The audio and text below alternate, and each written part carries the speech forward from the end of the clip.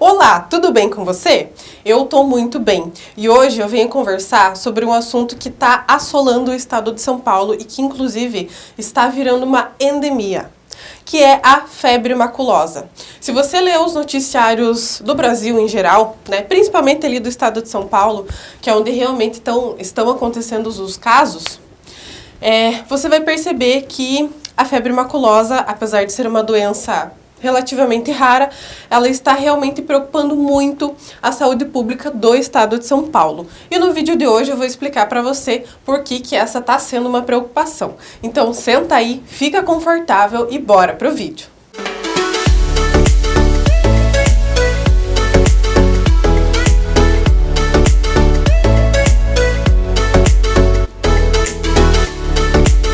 Gente, primeiro de tudo, o que é a febre maculosa, né?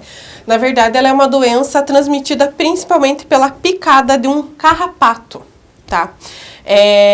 A gente leu notícias, inclusive da Agência Brasil, contando que agora, no último dia 13, foram confirmadas mais 3 mortes, né, por febre maculosa na cidade de Campinas, bem no interior mesmo de Campinas. Eu vou ler aqui a notícia para vocês, só para vocês terem uma ideia do que está acontecendo. Então vamos lá. O Instituto Adolfo Lutz, vinculado à Secretaria de Estado de Saúde de São Paulo, confirmou na noite de terça-feira 13, 3 óbitos causados por febre maculosa que contraíram a doença no município de Campinas. As mortes foram de uma mulher de 28 anos e de um casal de namorados. Também uma mulher de 36 anos e um homem de 42. Esses 3 casos ocorreram na mesma data, tá, gente? Que foi no último dia 8, o óbito, tá? As 3 pessoas estiveram em um evento, numa fazenda lá, que eu não vou citar nomes aqui, né, óbvio, na região rural de Campinas, em 27 de maio, e apresentaram os sintomas da doença.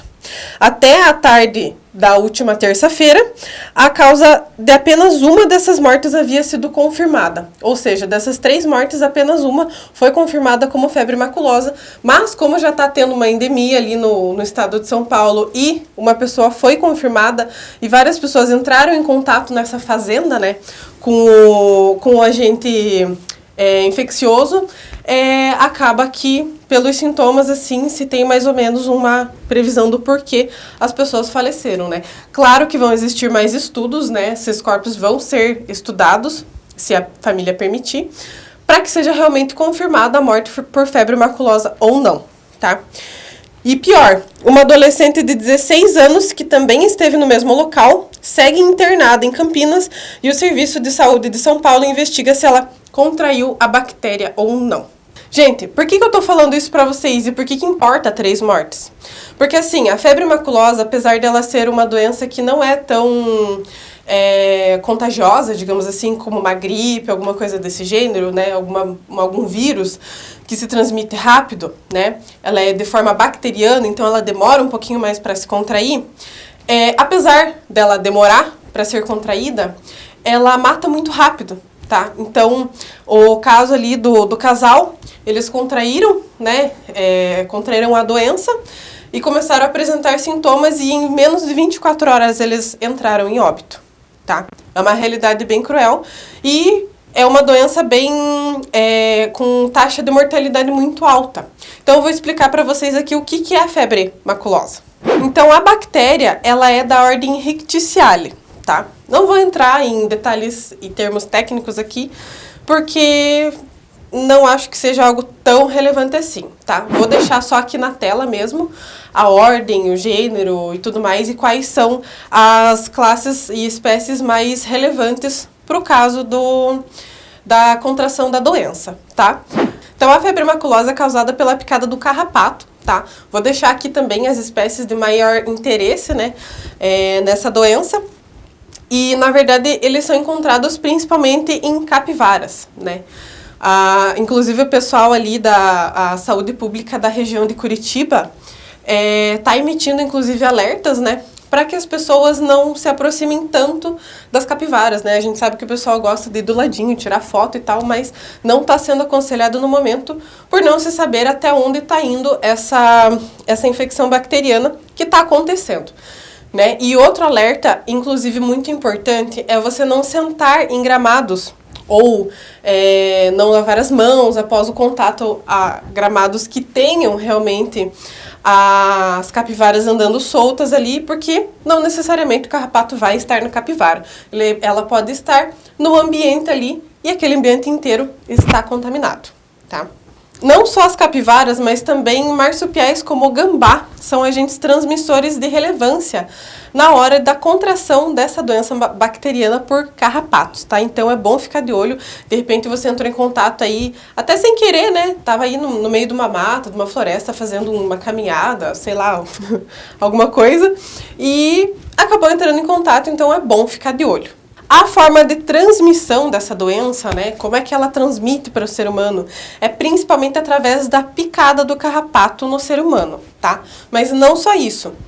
A transmissão também pode ocorrer quando você pega o carrapato e esmaga ele igual uma pulguinha, né, que é uma coisa muito comum da gente fazer. E além, inclusive, de os carrapatos grudarem na tua pele, né, na pele do agente ali, e você fazer a remoção desses carrapatos com as mãos desprotegidas, tá? Sem uma luva, sem nada, sem uma pinça, tá? Então, fazer a remoção do carrapato que já está alojado na pele de forma inadequada também é um método de transmissão. A partir do momento que você contrai a doença, o período de incubação dela é de 2 a 14 dias. Após a picada, o tempo de inoculação da bactéria é de mais ou menos 4 a 6 horas dentro do corpo do seu futuro hospedeiro, no caso o ser humano, né? E claro, esse tempo vai variar um pouquinho de acordo com qual carrapato, qual agente transmissor está realmente transmitindo a bactéria para você. Agora, quais são os sintomas que eu devo ficar de olho? Então, alguns dos sintomas incluem dores nas articulações, nas juntas, né, popularmente chamadas de juntas, também no abdômen e nos músculos. Ocorre também a falta de apetite, febre, calafrios, náusea, vômito. Na pele podem ocorrer manchas ou erupções vermelhas também, aquela vermelhidão assim na pele, principalmente próximo ou mesmo no local onde ocorreu a picada do carrapato. Dores nas mãos ou nos pés, erupções na pele, sensibilidade à luz ou vermelhidão aos olhos são alguns dos sintomas mais gerais que podem ocorrer. Então, quais são os fatores de risco? Pode ocorrer principalmente insuficiência respiratória, né, pulmonar, problemas neurológicos, hipotensão, miocardite, hemorragias e também choque. E quais são os locais mais fáceis de contrair a doença? Locais em que a doença é comum, ou seja, a saúde do município já esteja combatendo há algum tempo aquela doença e talvez não tenha tido um resultado tão satisfatório.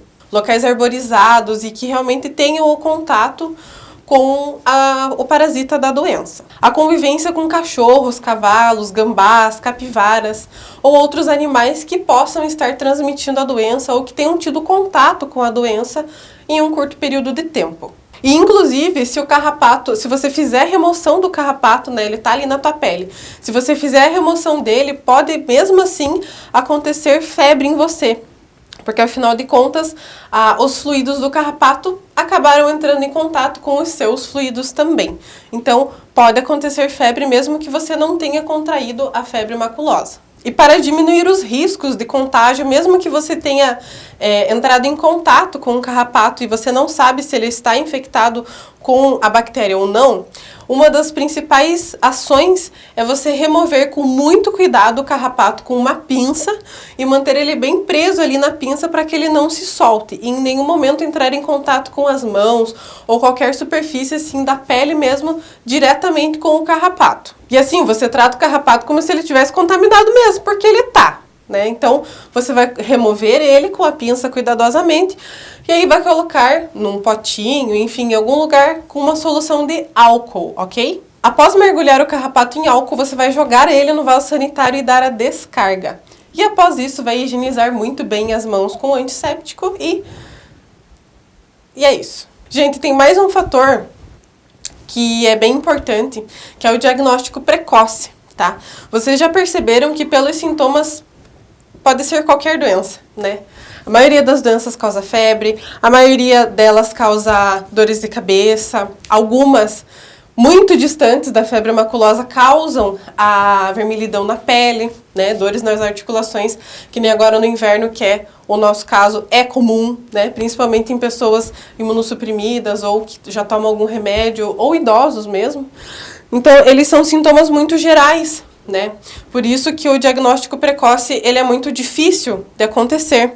E mesmo quando acontece o diagnóstico precoce, o tempo de ação da bactéria é muito ligeiro. Então a pessoa pode ir a óbito muito rápido. Às vezes, mesmo antes do resultado de um exame sair, a pessoa já está entrando em óbito. Por isso é muito importante a avaliação médica, porque assim pode ser traçado o local, os locais onde você entrou em contato, né? Onde você andou, se de repente mais pessoas foram naquele mesmo local e estão sentindo os mesmos sintomas, que nem é o caso aqui que eu acabei de falar, que o pessoal foi lá na fazenda e mais de uma pessoa contraiu a doença, né? Então, essa é uma forma de você ter uma ideia do que está acontecendo ali e, inclusive, prevenir as outras pessoas que estavam no evento ou que andaram em determinado local, né? É fazer realmente essa estatística e, na verdade, essa é a função da epidemiologia no município, né? É justamente você pegar essas doenças que causam uma morte muito ligeira ou uma transmissão muito ligeira e poder alertar o restante da população para que elas não contraiam também. Érica, tem exame laboratorial para fazer? Tem exame laboratorial para fazer. Mas, como eu falei, às vezes demora um tempinho para receber a resposta, né, o laudo ali do exame. Mas tem sim.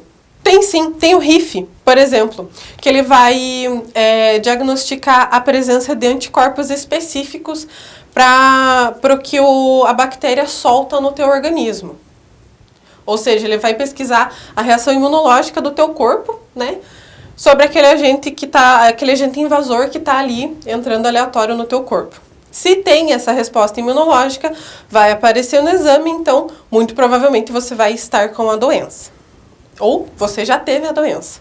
Esse teste, na realidade, é realizado em 2 etapas. O primeiro é já no início do contágio e o segundo é de 14 a 21 dias após o início do contágio, realmente para ter esse controle ali, né, para ter uma ideia, porque de acordo com a evolução da doença, você vai ter mais reagentes combatendo ali e aí vai ter uma precisão melhor de quando foi a infecção, né, você vai ter uma precisão ali do dia, digamos assim, que você contraiu a doença, onde você foi, e daí entra toda aquela parte lá que eu falei, que daí consegue ter uma ação pública de qualidade e tal, né, tudo aquilo que eu já expliquei. E aí tem exames um pouquinho mais inespecíficos, mas, como eu falei, eles são mais inespecíficos, então eles não são tão utilizados assim no combate contra a febre maculosa. Só para vocês terem ideia da inespecificidade do exame, ele pode sugerir leptospirose, dengue, salmonelose, meningoencefalite, malária, pneumonia. Então, esse segundo exame ali que eu falei,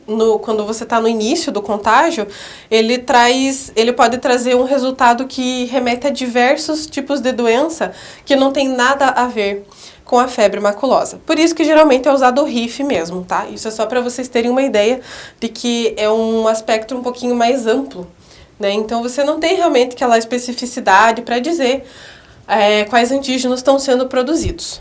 Érica, qual que é o tratamento para a febre maculosa? O tratamento, claro, são antibióticos específicos para tratar a doença. Existe um antimicrobiano que é muito recomendado pelos médicos justamente para combater as infecções causadas por esse tipo de bactéria, que no caso são as doenças causadas por rickettsiosis, que independe da gravidade da doença, quanto tempo faz o contágio. E é muito importante ressaltar aqui que geralmente não se espera um laudo laboratorial para fazer o início do tratamento, tá? Esse é um tratamento precoce, ele é um tratamento preventivo, tá? Quando a pessoa chega na UBS, no postinho, no hospital, enfim, em algum local de saúde com os sintomas, é feito o exame laboratorial, né? É feita a coleta, mas tendo a suspeita, por ser uma infecção bacteriana que a letalidade é muito alta e muito ligeira, não se espera o resultado laboratorial. Até porque em menos de 24 horas você pode vir a óbito. Então é isso, gente. Espero que vocês tenham gostado, espero que isso tenha esclarecido algumas dúvidas. A gente vai voltar a falar sobre a febre maculosa aqui na coluna, porque essa não é uma doença que vai surgir, que vai desaparecer do nada, né? Então, ela realmente precisa de políticas públicas de saúde.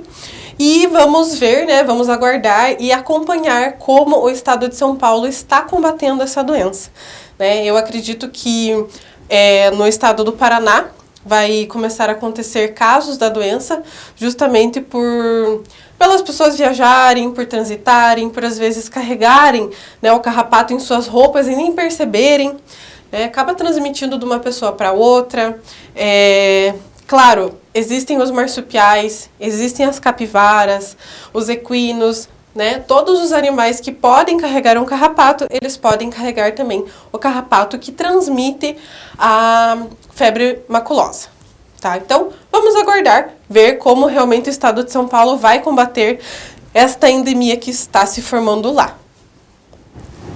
Um beijão e até mais!